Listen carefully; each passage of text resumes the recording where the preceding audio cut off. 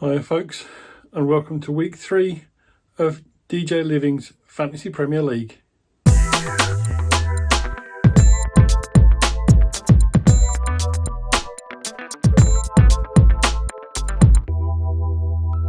Right folks, we're now 3 weeks into the season. We've got a few more now join the league. Thank you very much for joining the league, and I hope you're watching the videos as well. So we've got 37 in the league at the moment. A little quick rundown as normal. We've had there's one or two that I think near the top that have just joined. So Shreve Magloob, I hope I'm saying his name's right, Sacramento. He's climbed to the top now. He's got 78 points in the last week, so it's a good score. He's got 216 total, only 3 points though ahead of Gary Britton, who is a new joiner. Then we've got Andrew Wright, who's dropped. I think he was top last week. He's now dropped to third with 201 points. And Adam Anderson is fourth. He's got 50 points this week, and he's got 194 in total. Like I said, it's still not too late to join. Things go up and down quite rapidly. If you've been following every episode so far, obviously after week 1, my other team was top of the league. And after 2 weeks, they are now 18th. 2 bad weeks. So the reverse can happen. If you have a couple of good weeks, you can quite easily jump from 20-ish, 30, even right at the bottom of the table, to be fair. If you get 2 or 3 good weeks and others don't, you can climb that table quite quickly. So please do join if you've not joined already. If you know someone that's got a Fantasy Premier League team, they can join as well. The league code is in the description as below as ever. Right, folks, so week 3 of the season. Again, a few real big shocks in this season happening so far. The biggest one of all probably happened yesterday, last night, Monday Night Football, and that was Manchester United beating Liverpool 2-1. United have not looked good in their first 2 games, having lost both of them, but Liverpool also have not started the season too well. 2 draws out of 2, now only 2 points out of a possible 9 is not a good start for Liverpool. However, Arsenal, they're the only team with a 100% record so far, 3 wins out of 3. They got a 3-0 win, so it's another 3 goals to their tally. They've 9 goals in 3 games so far this season, and they're looking strong at the moment. Man City obviously had a bit of a hiccup, managed to score 3 goals, but also conceded 3 away from home at Newcastle. Good performance from Newcastle, though. They looked strong most of that game and were unlucky really not to get all 3 points. This week there are only 4 clean sheets, and that's Spurs, Arsenal, Leeds, cracking result against Chelsea 3-0. And Brighton managed to get a 2-0 win against West Ham. West Ham is the only team not to have any points so far, 3 losses out of 3. And after the last couple of seasons, that's also a bit of a shock. They had some good seasons the last few years. Looking a bit tougher this year, though. The window's still open, though. All teams are still looking to bring in players, so a lot of things can change in the coming weeks. We have 32 goals scored this week, which is the highest so far this season. There's 7 teams still unbeaten in the league, including Man City, Spurs, Leeds, Arsenal and Brighton, 2 others as well. Top players this week. So this is the top total players. So Rodrigo, he's got 35 points so far this season, and he's 10 points ahead of the next 3, which is Jesus, Tony and De Bruyne. Then you've got Gross, Haaland and Harrison, all on 24 points. So they're top players so far in this league. Right, folks, let's look back at the fixtures at the weekend, but now it's time for Team of the Week.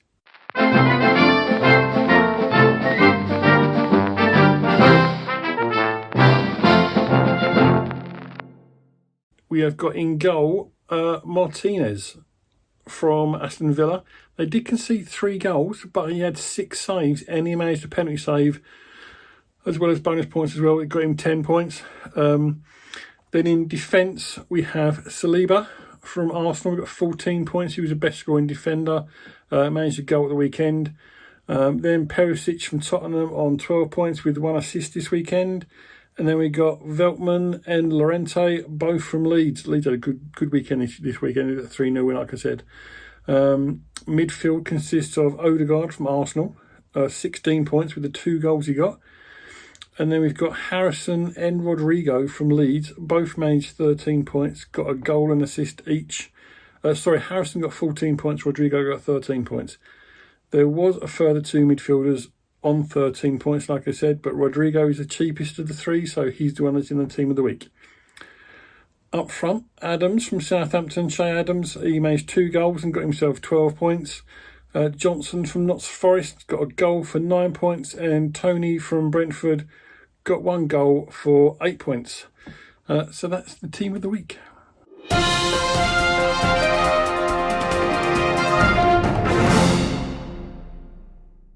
Right, folks, we're now going to look at next week's fixtures, and as I said previously, there is 2 lots of games next week before my next video comes out. So we've got weekend games which we'll look at for week 4, and that's hotly followed by week 5, which is on the Tuesday and Wednesday games.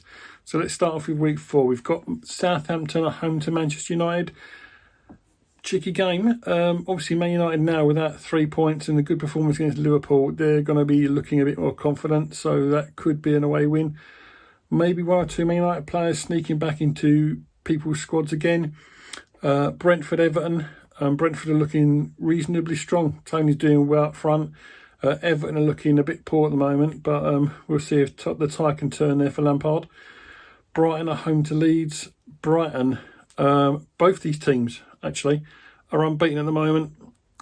So will this be a draw, or will one of these actually lose their first game of the season? Brighton are home though, so I give them the edge. But Leeds players are looking really strong at the moment in this Fantasy Premier League. Chelsea at home to Leicester.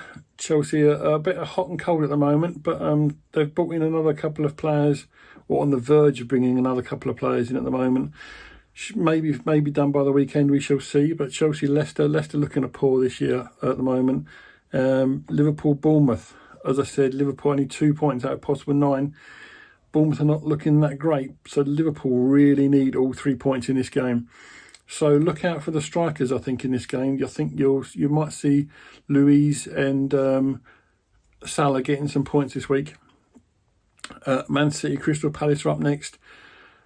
Man City, they got 3-3 draw at the weekend, but another three goals. So midfield and forward, as far as Man City are concerned. Defence is always a bit iffy with Man City, mainly because of the rotation they play. So you can never really too sure which defenders are going to be playing for Man City, but still they'll be strong, and I think they'll win that game easy. Arsenal, Fulham next up. Arsenal are looking hot this season throughout the team. Goalkeeper, defence, midfield, strikers, it's looking good throughout for points this season for Arsenal players. But Jesus, I think, will get another goal or 2 at the weekend. Aston Villa against West Ham. It's going to be a tricky game, this one. I think this could be a 0-0. Neither team looks that positive going forward, so it could be quite a boring game, this one. Wolves, Newcastle, both playing reasonably well at the moment. I think this will be a Newcastle win, though. I think they got a draw at the weekend with Man City, and like I said, it did look strong. Wolves were very unlucky against Spurs, if I'm honest with you, as a Spurs fan. They dominated the first half, but couldn't really hold out and keep the pressure going on the second half, and Spurs were a bit lucky to get that 1-0 win. And finishing off with Nottingham Forest against Spurs. Forest, like I say, they've bought well. They've bought a lot of players this year, and they've bought some quite good squad players, and they're looking quite strong. Tottenham, though, I think will have a bit too much for them, but that's the end of the week 4 fixtures. But now let's look at a quick rundown of the week 5 fixtures, which, like I say, are midweek next week. Crystal Palace, Brentford kick us off. Crystal Palace and Brentford. It's a bit of an odd game, but I think Brentford might get a point or 2 out of this one. Fulham, Brighton. I think Brighton will probably be too strong for Fulham. I think Brighton this year could really push for that, 6th, 7th place. I think they'll do really well this year, and another strong performance, I think, from them in this game. Southampton, Chelsea. You never know what you're going to get with Southampton, but Chelsea should be starting to, by this point, really up the gears and start to get a few points on the board. Leeds, Everton. Everton are going to struggle. I think they're one of my tips to go down this year.